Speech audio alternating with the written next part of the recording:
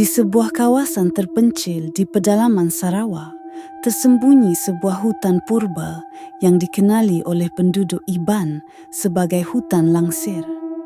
Kawasan ini tidak pernah dimasuki sebarangan orang kerana dikatakan dihuni oleh makhluk gaib yang menjadi penjaga sejak zaman nenek moyang.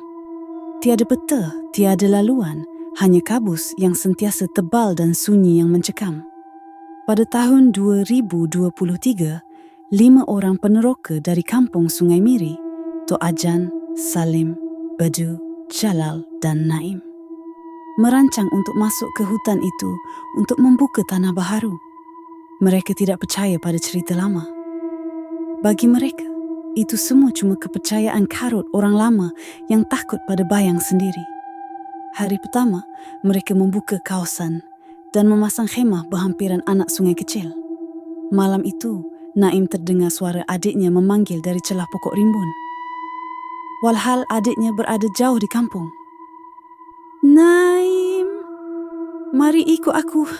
Jangan tinggal aku seorang." Naim bangun dan mula berjalan ke arah suara itu sebelum sempat ditahan oleh Tok Ajan. Bila ditanya, dia cuma menangis dan berkata, suara itu kedengaran terlalu nyata. Keesokan hari, mereka menemui kesan tapak kaki bersaiz luar biasa, tenggelam ke dalam lumpur dan membentuk jejak ke arah Bukit Kabus.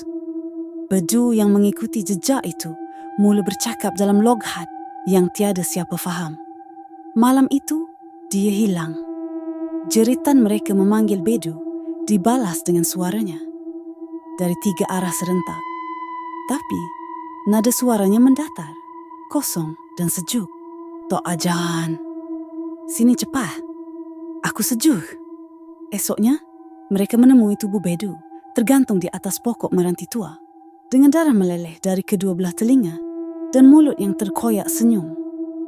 Ketakutan mula mencengkam. Salim cuba mengarahkan mereka untuk keluar, mengikut kompas. Namun hutan itu seperti berubah bentuk.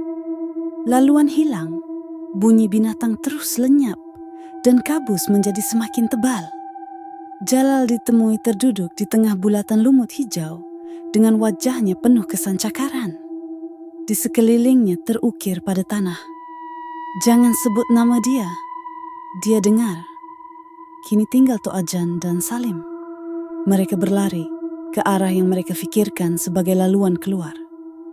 Namun, mereka tiba di satu kawasan tanah lapang, dipenuhi tengkorak manusia dan bekas api hitam di tengahnya. Berdiri di situ, sesosok makhluk tinggi, bertanduk panjang. Kulitnya berkerak seperti kayu terbakar dan matanya merah menyala. Makhluk itu mula meniru suara Bedu dan Jalal silih berganti. Tok Ajan membaca ayat-ayat suci, tetapi makhluk itu merenungnya tajam. Salim mula menangis. Tubuhnya diangkat ke udara dan kepalanya berpusing perlahan sehingga lehernya patah. Tok Ajan melarikan diri. Dia ditemui 4 hari kemudian oleh sebuah keluarga pemburu penan, bersendirian, menggigil dalam keadaan separuh bogel. Sejak itu, dia bisu.